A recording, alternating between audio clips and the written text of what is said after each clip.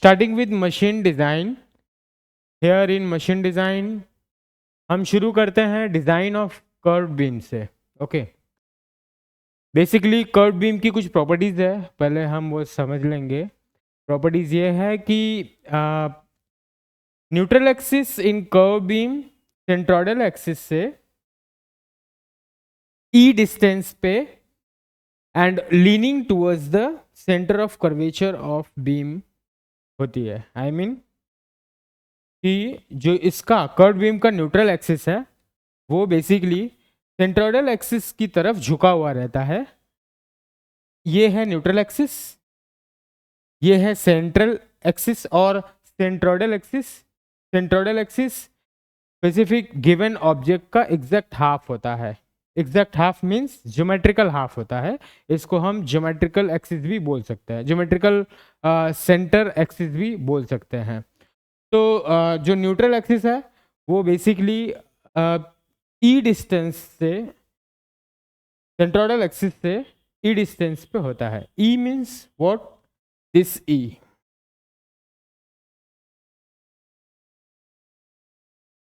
This E, this distance is E. इसको eccentricity भी बोलते हैं। तो नॉर्मली न्यूट्रल एक्सिस वो leaning towards the centre of curvature of beam. ये इस बीम का, इस कर्व बीम का जो सेंटर है वो ये है। इस सेंटर की तरफ न्यूट्रल एक्सिस वो लीन करता है, झुका हुआ होता है। ये एक प्रॉपर्टी है।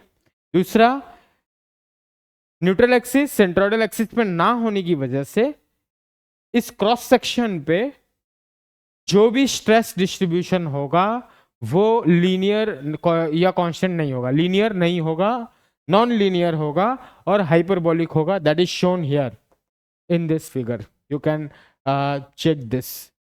तो स्ट्रेस ये आउटर मोस्ट फाइबर पे लगने वाला स्ट्रेस ये है, इनर मोस्ट फाइबर पे लगने वाला स्ट्रेस ये है। You can see here. Basically fibre का जब मैं बात करूं तो फाइबर मतलब ये जो कर्व बीम है, इस बीम को we assume that it is made up of number of fibre. इसमें सबसे आउटर मोस्ट फाइबर ये है, इसके बाद ये है, इसके बाद ये, इसके बाद ये, like this.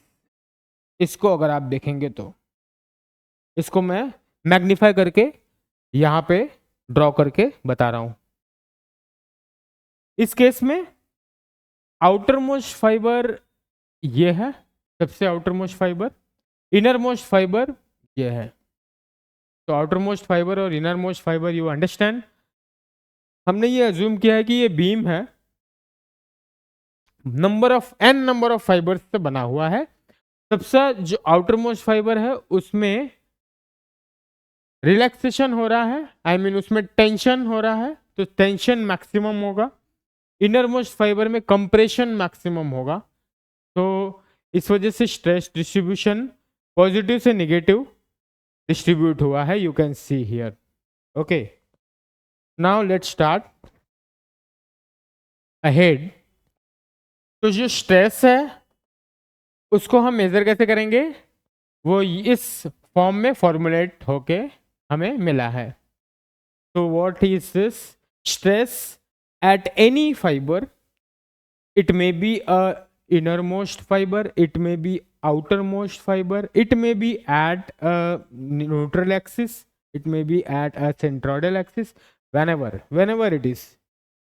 So it is the stress at a specific fiber, given fiber is equal to, ये स्ट्रेस है, बेंडिंग स्ट्रेस है, इसके ऊपर बेंडिंग मोमेंट ही लगेगा, बेंडिंग स्ट्रेस ही लगेगा फिलहाल। तो इसमें दो स्ट्रेस लग सकते हैं, एक बेंडिंग और एक डायरेक्ट। फिलहाल तो हम बेंडिंग स्ट्रेस के बारे में बात कर रहे हैं। तो बेंडिंग स्ट्रेस का जो फॉर्मुलेशन है वो ऐसा होगा, bending moment multiply by the distance of neutral axis, distance from neutral axis. What does it mean? Why is this? Why is this? It is distance from the neutral axis. ये जो neutral axis है Na अब ये YI भी हो सकता है, YO भी हो सकता है, depend on the fibre selection, किस फाइबर को हम ऑब्जर्व कर रहे हैं। अगर हम इनर मोस्ट फाइबर को ऑब्जर्व कर रहे हैं, इट मींस इस फाइबर को ऑब्जर्व कर रहे हैं, तो in that case neutral axis ये है, इस न्यूट्रल एक्सिस से इनर मोस्ट फाइबर का जो भी डिस्टेंस है, दैट डिस्टेंस इज y. तो we are taking y as it is. अगर मैं आउटर मोस्ट फाइबर की बात करूं, ये आउटर मोस्ट फाइबर है, इसका न्यूट्रल एक्सिस से कितना डिस्टेंस है, ये न्यूट्रल एक्सिस है, इस न्यूट्रल एक्सिस से आउटर मोस्ट फाइबर का डिस्टेंस जो भी रहेगा YO, y आउटर। तो आइदर YO और YI। अगर हम YO ले रहे हैं, आउटर मोस्ट फाइबर का डिस्टेंस ले रहे हैं न्यूट्रल एक्सिस से, तो हमें ये जो स्ट्रेस है वो क्या मिलेगा, आउटर मोस्ट फाइबर पे कितना स्ट्रेस आया वो मिलेगा। इन सिमिलर वे यहाँ भी Y आउटर रखना पड़ेगा, ये भी Y आउटर रखना पड़ेगा, like this. It is area of cross section and it is eccentricity or distance from centroidal axis to neutral axis. So this is all about curved beams. Curve beam design करने के लिए specifically हमें जो भी expression था वो हमने पढ़ लिया है।